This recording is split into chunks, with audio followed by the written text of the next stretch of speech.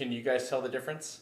This review is going to be on the Lake Fork Tackle Magic Popper. Tackle Warehouse has these poppers listed for $10.99. They have two different sizes. They have a smaller size which has a length of 2 1/4 inches and a weight of 1/4 ounce. And then they have this larger one which has a length of 2 3/4 inches, has a weight of 1/2 ounce.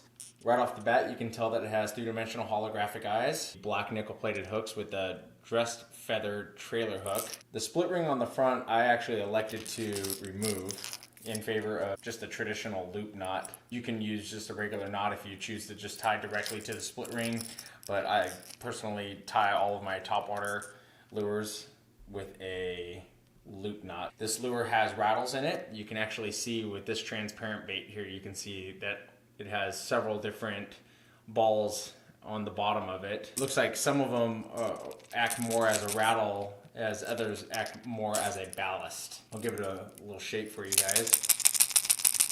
One thing that I noticed about this lure is that in the water, it actually floats almost completely horizontal. I've mentioned this in other topwater lure reviews, that when a lure sits completely flat or horizontal on top as opposed to sitting kind of canted where the tail is down in the water, you'll notice that it's a lot easier to walk the lure on top of the water just because you don't have to give it that first initial pop to get the lure actually starting to walk back and forth. Also, when you elect to have these larger poppers like this 2 3/4 inch version, when it's a little bit longer like that, it makes it that much easier to walk. I personally don't normally do that sachet motion on top of the water with my poppers. I leave that to my walking baits. I normally just give that traditional just pop, chug, chug, stop, chug, chug, chug, stop. For those of you that like to do that, this lure actually does that very, very well. I find it difficult when I'm reviewing all of these different poppers. I'm going to say different in air quotes because the reason why I dumped all these lures out here initially, which are all poppers that I've reviewed, ranging from the Rio Rico by Lobina to the Yellow Magic Magnum, the Strike King popper, the new one, and the Don Iovino Splash It 2. The reason why I showed all these lures initially is because they're so similar to this one, and I find it difficult sometimes when I have all of these similar looking lures. Why would I buy a lure that costs $23 from Rio Rico, the Lobina lure, over the Lake Fork Tackle Magic Popper? The reason why is because of sound. Sound in these lures plays an enormous part in the effectiveness of the lure. It's not just the popping action. Some other factors to be considered in price are the quality of construction, the terminal tackle that they use, and some of the color patterns that the companies offer. Like you look at like this pattern by Don Iovino, seems fairly intricate. There's a lot of stuff going on in it. It's up to you whether or not you think that the sound is that big of a difference. A lot of this, I would say from personal experience, has to do with confidence in the lure. If you have confidence in the lure, if you caught fish on it before, you will give it that much more time on the water. You will pay attention to how you're moving that lure in the water. The first one is Lavender Ghost Shad. Lavender Ghost Shad just seemed like a lure that would be a very good lure to use in clear water. It has a little bit of a hologram finish on the sides.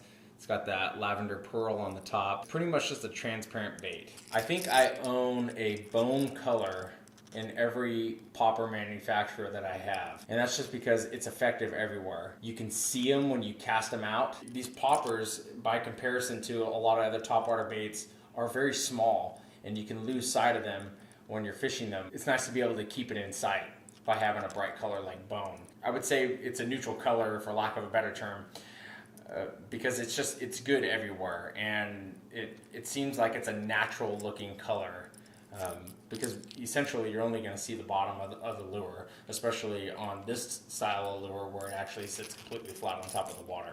You can actually see it's got some glitter on the bottom of it.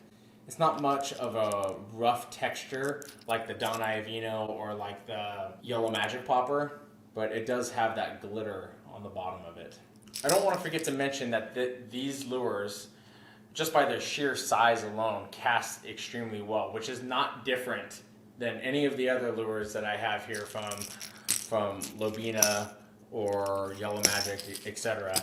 All these lures cast really well just by the size and the aerodynamic nature of the bait, because it has that cone shape to it, which lends itself to just casting a lot better and getting a lot of distance. So if you're looking for an effective search bait just by casting distance alone, one of these larger poppers is going to do very well. That's really all I had to say about it. I kind of alluded to it already. Finding these small idiosyncrasies and why you would buy one popper over another is difficult.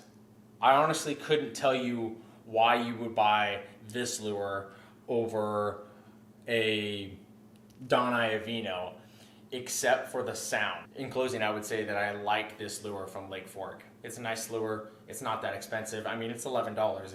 It's definitely more expensive than a Strike King, but it's pretty nice. If you guys like the video, please hit the like button down below or wherever it is. I don't know where it is anymore. Follow me on Instagram and Facebook if you'd like, and don't forget to subscribe to my channel if you're not already subscribed. Thanks for watching. Stay tuned to the next review. I'm going to review the Yellow Magic Havana. Stay tuned, guys.